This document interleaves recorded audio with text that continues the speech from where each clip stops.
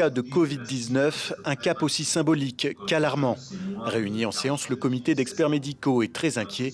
Il est urgent d'augmenter la capacité de lits en réanimation. Il y a une majorité importante aujourd'hui qui est personnel, ce qu'on appelle malade actif. Donc si on considère à peu près 10% des patients actifs, leur état de santé nécessite une hospitalisation, on va se retrouver rapidement avec plus de 300 personnes. Dans ces 300 personnes, il va y avoir un pourcentage aussi autour de 10%, 20% des patients graves. Donc rapidement, on va arriver à 40, 45, voire plus des patients au réa. Pour faire face à cet afflux de patients, le plan blanc et l'arrivée de renforts sont organisés sur le territoire. Même si effectivement on peut saluer l'apport de la réserve sanitaire, ça nous semble très insuffisant en regard de ce qu'on redoute comme le pic à venir. Un pic toujours prévu aux alentours de la mi-juillet.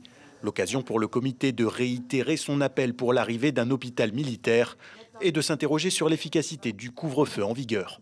Alors aujourd'hui, on atteint des taux importants. On voit que le partiel de ceux qui travaillent n'est pas respecté, parce que c'était le seul. Effectivement, la prudence, presque la raison, peut pousser. Pour l'instant,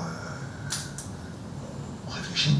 Mais il faudra peut-être, évidemment, aller vers plus de confinement. Au cours de cette séance, le comité s'est entretenu avec le Guyanais Olivier Hermine, hématologue à l'hôpital Necker à Paris. Ce dernier a apporté un éclairage bienvenu, notamment sur la tenue d'essais cliniques, dont le groupe d'experts s'est déclaré favorable, sous réserve d'une totale transparence. Il y a beaucoup de produits qui sont actuellement en train d'être testés au niveau de certains grands essais nationaux ou internationaux. En particulier dans la branche recovery du Royaume-Uni, qui inclut 11 000 patients et qui devrait, dans les jours qui viennent, être publiés. Mais vous savez que les essais comme ceux-là, ils ne sont valables seulement qu'ils sont certifiés et validés par un comité de lecture qui permettent d'utiliser sans crainte. En attendant, 1000 tests sérologiques ont été commandés. Ils seront envoyés dès demain dans le Haut-Maroni.